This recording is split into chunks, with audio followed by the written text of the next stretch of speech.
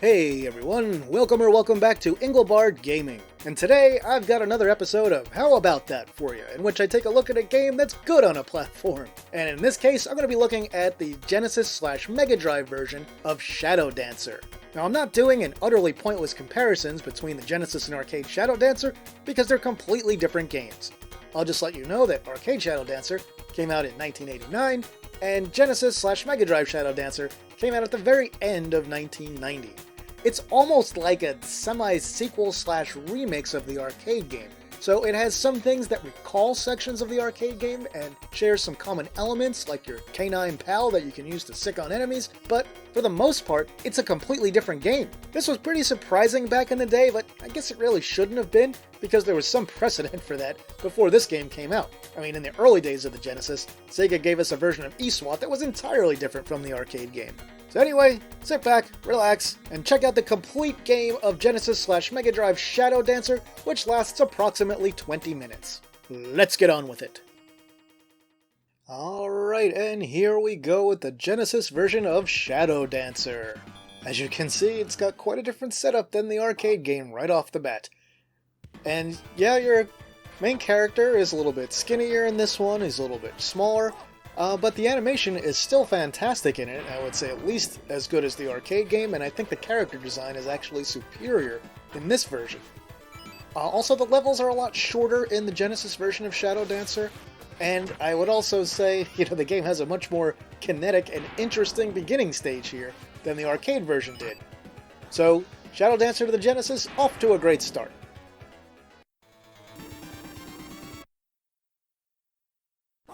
Alright, here we go into stage 1-2. And the way you attack with the dog in this version, if you haven't played it and you're only used to the arcade version, is you press and hold the attack button, and then when he's flashing at the bottom of the screen there, the little dog icon, that's when you can sick him on an enemy. If you sick him on an enemy that can damage him, he'll get hurt and he'll shrink like the arcade game but without hardware scaling, and he'll stay that way for a few seconds, and then he'll go back to normal size and is usable again. And oddly enough, unlike Shinobi, when you got a power-up, it gave you a sword and a gun. In this game, when you get a power-up, it gives you these sort of blue flaming stars and you get a kick instead of a sword. Yes, you get a power kick. Much more powerful than a sword slash. Here's our first boss, somewhat similar in graphical design to the arcade version's first boss. Not the same, but similar, recalls it. The attack pattern is completely different though. And here is our ninja magic being used for the first time. There's a few different ones, and you'll see them throughout the gameplay run here. And there's our first boss tackled and completed. Now here's our bonus round. Now in the arcade, and if you watched my Sega Master System Complete Trash episode, you would have seen some different bonus rounds, even though the Master System one includes this as one of 2 bonus rounds. But here in the Genesis version of Shadow Dancer, this is the only style of bonus round you get. So we don't have the first-person section of the arcade game with like the ninjas jumping down windows getting progressively closer to you. This one, you just dive off a skyscraper and you're going to land just fine. And there's a little trick to this one where if you don't know it, I'll show you that after the second boss. But here, as you can see, I got all 50 of the ninjas there, which gives me 3 extra lives. If you miss one, you get 2 extra lives. If you miss another one, you get 1 extra life. Alright, so here's our first area of stage 2, which looks very similar to the arcade game, but the layout is completely different and it doesn't work quite the same way. In the arcade game, at the bottom, there's water that you can stand in. In this version, if you go all the way into the water, you die. But just from a visual design standpoint, pretty similar. But I've got to say, I think this version actually looks a little bit better. And another thing I haven't talked about yet is the music. And I would say the music in Genesis Shadow Dancer is vastly superior to the arcade version. It's completely different music, and it just sounds more energetic and more action-oriented than the more traditional Japanese themes that were often found in the arcade game. I mean, overall, it just recalls a little bit more of Shinobi to me, but updated, for a slightly more modern setting, which this would have come out a few years after, the original Shinobi. And then again, this stage looks kind of similar to one of the stages from the arcade version of Shadow Dancer, but it's still quite different in its actual layout, design, and enemy placement. And you've seen in Stage 2 the introduction of the ninja enemies here. They are pretty much every bit as annoying as they were in Shinobi. Those lizard icons that you see hidden throughout the levels give you extra lives between 1 and 3 depending on the one that you pick up. And as you can see, all of the stages in this game are very, very short. So here comes our second boss. This one is pretty much completely unique to this version of the game. In the arcade, the second area boss is sort of this big truck thing with a sensor that shoots fireballs and stuff at you. This version, we have a little rock monster who throws his little rock hands at you. And ninja magic, when used on bosses in this game, does 2 damage to them out of their hit points that you see up at the top. And yeah, no real problem for him. The biggest problem with that boss is just being on the right vertical height when you throw your star to hit him. So now we're going to take a look at something different in the bonus stage here. I'm not going to hit any enemies at all. I'm not even going to throw a single shuriken at them. Instead, I'm just going to chill out here in the upper left corner. And I will note in this section that you can only move left and right. You cannot move vertically in any fashion in the bonus stage until it happens automatically at the end when you land. Now you might wonder, why am I doing this? Why am I letting all these ninjas just jump free and not taking a shot at any single one of them? Well, there's a little secret here, my friends. You see, if you just land without even hitting a single ninja, they'll give you a 1-up anyway. So you get 1 free life for not doing anything in the bonus rounds. So if you're really bad at them, hey, that's the way to do it then. So here's Stage 3, the Statue of Liberty. Now this stage is the most like one of the arcade ones, I would say, lengthwise. It doesn't look like any of the stages from the arcade game. The layout is different and the enemies are different and everything. But this one's longer than most of the other stages found in the game. What's pretty interesting in this stage also is that in the mid-80s, the Statue of Liberty actually underwent some renovation, and I think that was clearly the inspiration for Sega to include this stage in the game. I'd also say that structurally, this entire level is just kind of more reminiscent of Shinobi. It has a lot of both vertical and horizontal space to traverse before you get to the end. And I still think it's super weird that when you get the power-up, you lose your sword and go into kicks for your close-range attacks. Really seems like it should have been the reverse.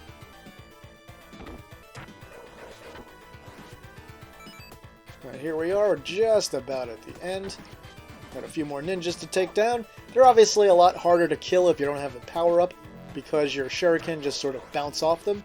But your close-quarters sword attack is the way to go when you're fighting ninjas. Alright, so here is the second stage in the third mission. This one is just going up the Statue of Liberty on an elevator while fighting ninjas. No hostages to rescue here, which makes it unique out of the arcade and Genesis versions of any Shinobi or Shadow Dancer game. You also have sections where that helicopter zooms by shooting at you. And I have sort of another fun fact about this stage for you. While the restoration of the Statue of Liberty was going on in the mid-80s, there was an idea that they would build an elevator that went all the way up to the top of the torch. So I'm pretty sure that's where Sega got the idea for this level also. And here you can also see me using ninja magic again, which I don't do very much throughout the levels. I think twice in all the levels in the entire game.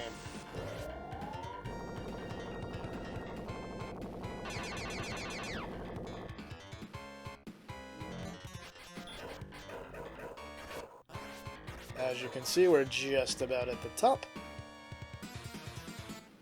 There's the torch. The way you finish the level is by hopping on into the torch, basically.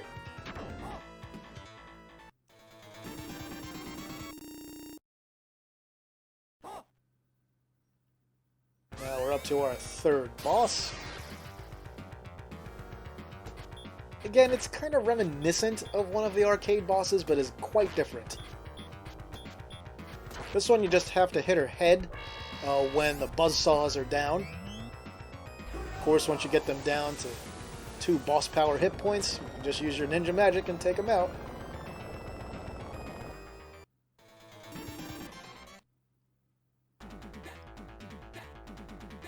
Now to show you something different, here's me failing at a bonus stage, so I can basically show you why it makes sense, you know, to just hang on and not do anything if you're not really great at it. And what's really funny is the positioning and the rhythm to get basically a perfect 50 ninjas taken out.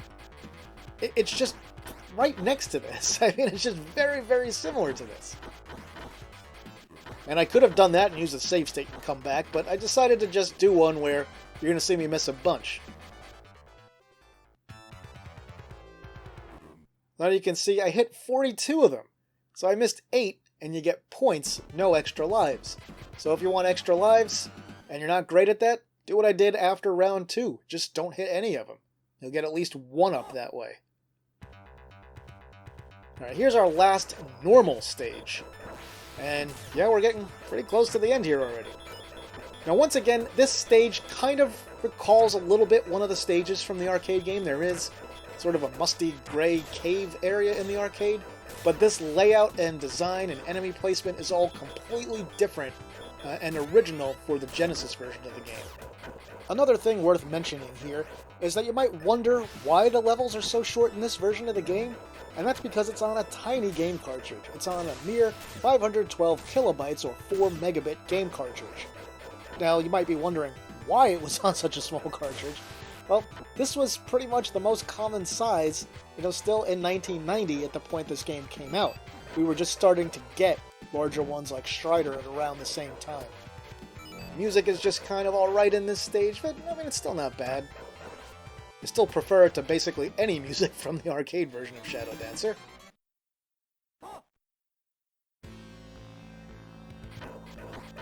Here is our second cave stage in which we head into the darkness. And every time you step into that black void that you see there, you can't see what's happening behind it. Now, this might seem pretty unfair at first, and honestly, it pretty much is unfair. Still, with a little practice, you can make it through this pretty easily. And I would say even on your first time through, if you're careful, if you move slowly, if you're prepared to take on any of the 3 major enemy types, you can make it through here without getting hit, even on that first attempt. Otherwise, if you put in just a little bit of time into practicing the stage, you'll make it through in no time with a minimum of effort.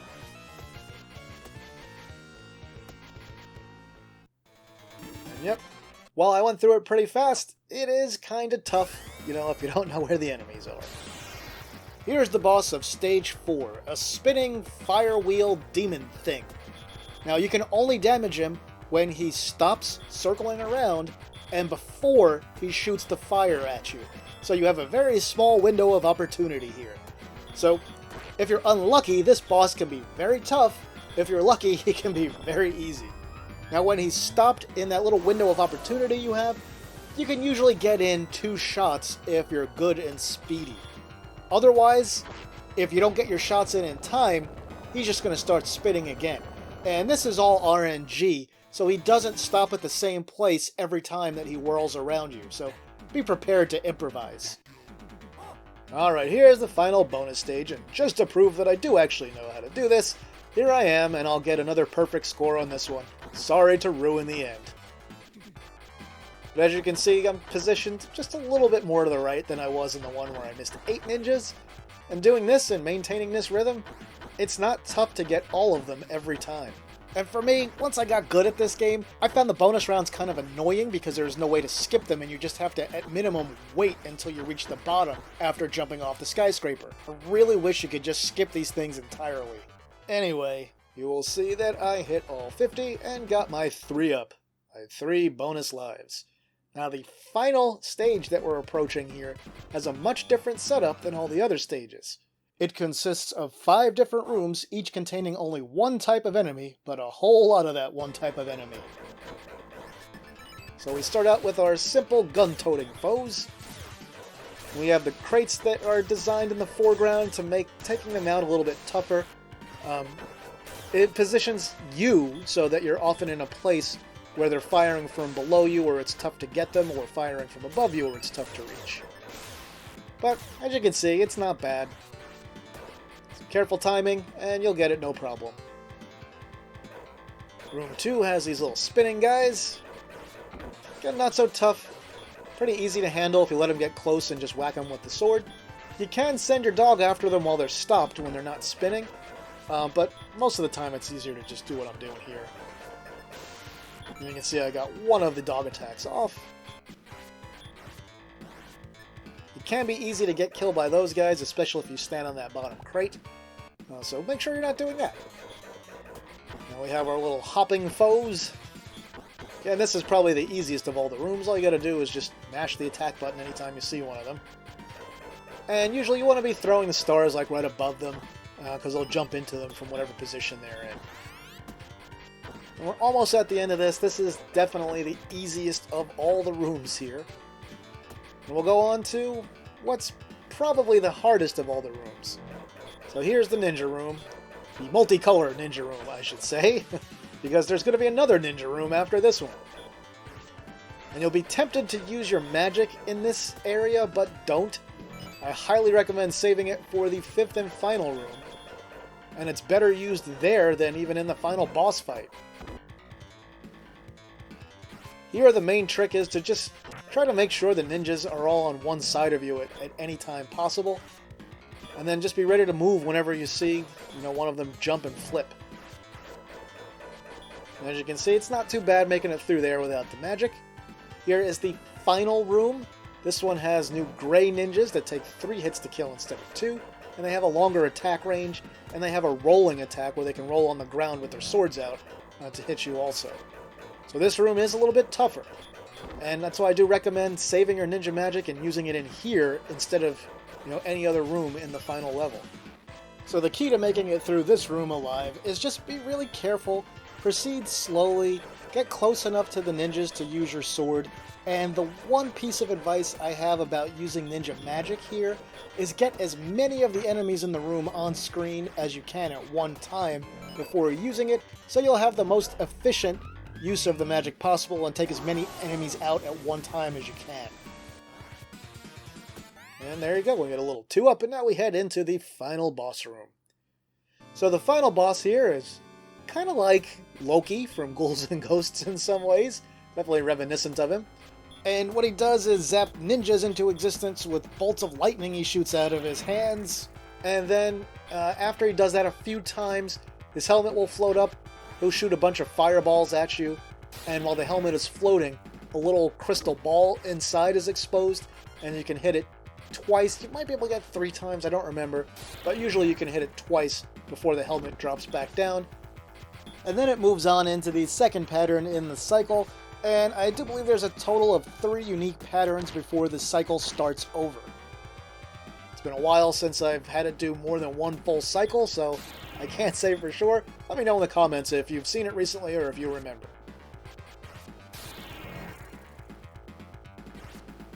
I find it easiest to try and manage these ninjas by getting them into the center of the screen and keeping them on the same side of me, at least as much as possible. We'll see in the next round that gets a little bit tougher. So there he is. Got our 2 shots in. Now we head into what should be our last pattern of ninjas. Will I do it? Will I take him out without having to do a second cycle? We'll see.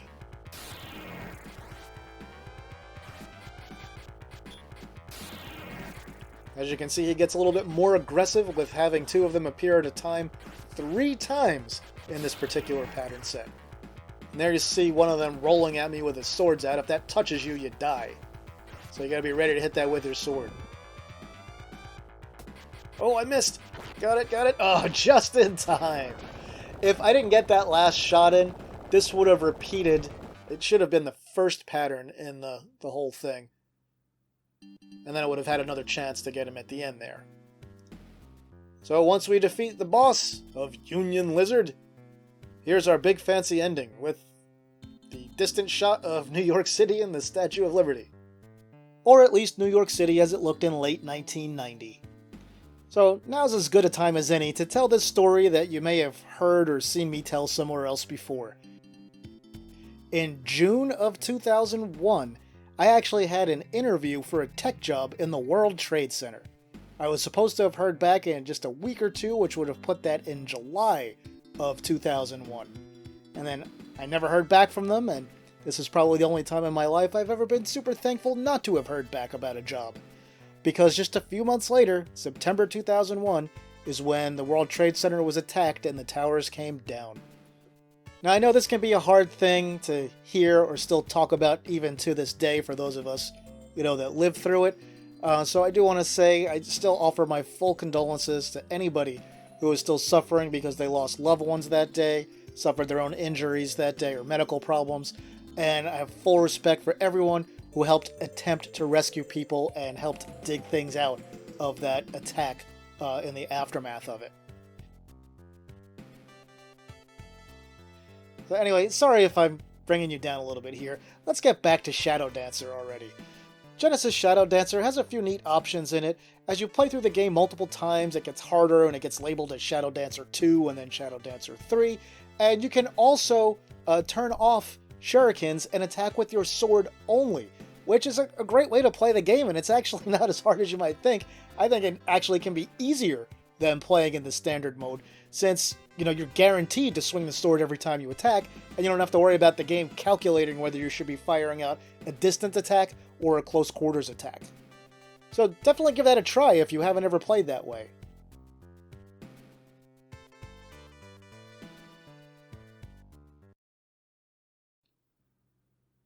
So there we are, that's Shadow Dancer for the Genesis/Megadrive.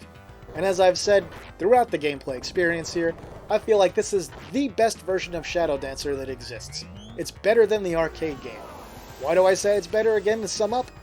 I think in some ways the Genesis version actually looks better, even though in some other ways it doesn't. The gameplay is faster and smoother on Genesis. The enemies, I think, are more interesting in the Genesis game. The music is definitely better in the Genesis game. I mean, it's just more fun, it's more kinetic, it's more energetic, it's more fun to actually experience. In the grand scheme of Shinobi arcade-style games, I would say this is my second favorite.